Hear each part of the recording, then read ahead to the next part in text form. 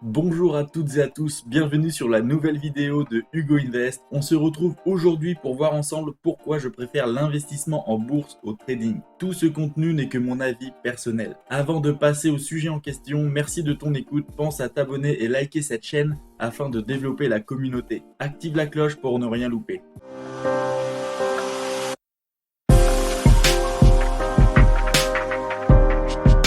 Pour commencer, on va différencier les deux pour qu'il n'y ait pas de confusion. L'investissement en bourse, c'est le fait d'acheter des parts d'entreprise sur du moyen ou long terme avec sécurité, alors qu'en trading, on va viser généralement du court terme et favoriser la rentabilité. Voyons maintenant les différences et les éléments qui m'ont fait choisir la bourse au trading. Pour commencer, lorsqu'on se trouve sur des plateformes de trading, on peut se rendre compte qu'on a des commissions et des frais. C'est-à-dire que par exemple, vous allez payer 1% du montant que vous allez investir pour valider votre achat et reverser par exemple 2% de vos gains à la plateforme. Certains prennent même des frais de garde, c'est-à-dire que chaque jour où votre trade est en votre possession, vous payez des frais. Pour l'exemple, j'ai pris de faux pourcentages, tout dépend de la plateforme sur laquelle vous investissez. A l'inverse, sur des plateformes d'investissement en bourse, de plus en plus on trouve des conditions idéales sans frais ni commission. Trading 212 et Trade Republic par exemple le proposent. De plus, le trading, il va falloir changer plusieurs fois d'action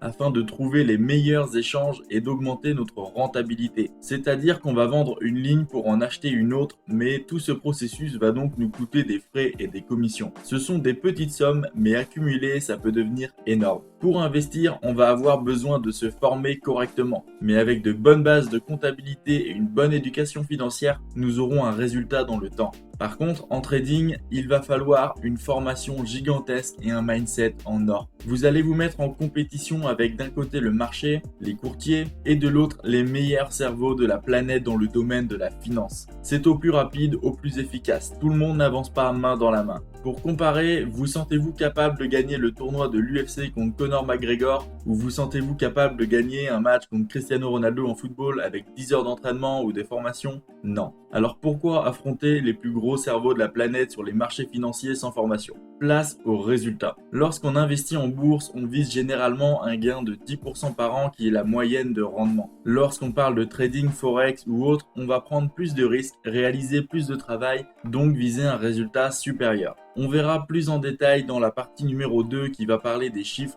à quoi vous attendre en se basant sur des résultats réels. Un point qui différencie les deux façons d'investir, ce sont les outils et les options. Si en bourse, on se contente simplement d'acheter et conserver, en trading, on va pouvoir acheter à la baisse, c'est-à-dire miser sur le fait que notre trade perde de la valeur pour que nous puissions en gagner. Il est également possible d'utiliser des effets de levier qui vont faire que vous allez multiplier votre mise par 2, 5 ou 10 par exemple. Mais attention, vous multipliez également vos pertes. Je m'explique. Vous achetez 100 € d'actions quelconque et placez un levier de 10. Vos 100 € deviennent en réalité 1000 €. Ce qui accentue par 10 le mouvement de l'action. C'est de cette façon que beaucoup de personnes s'endettent chaque année. Un argument qui me fait fuir le trading, c'est le fait de jouer aux experts et de prédire l'avenir. Personnellement, je n'ai pas de don, pas de pouvoir ni de boule de cristal. Je me fie à ce que je vois, ce que je sais et ce qui s'est passé. Le trading, c'est de la spéculation. On va avoir une analyse graphique et une analyse de l'actualité à associer parce que oui, une analyse graphique seule ne vaut rien. Elle doit être accompagnée d'une analyse de l'actualité, de bilan et autres. Donc ne soyez pas cupide ou stupide. Les guignols que vous voyez passer sur vos pubs YouTube sont sûrement des vendeurs de rêves. C'est pas en regardant une bougie, une résistance ou une chandelle qu'on peut prédire l'avenir. Ce sont de simples indicateurs à interpréter,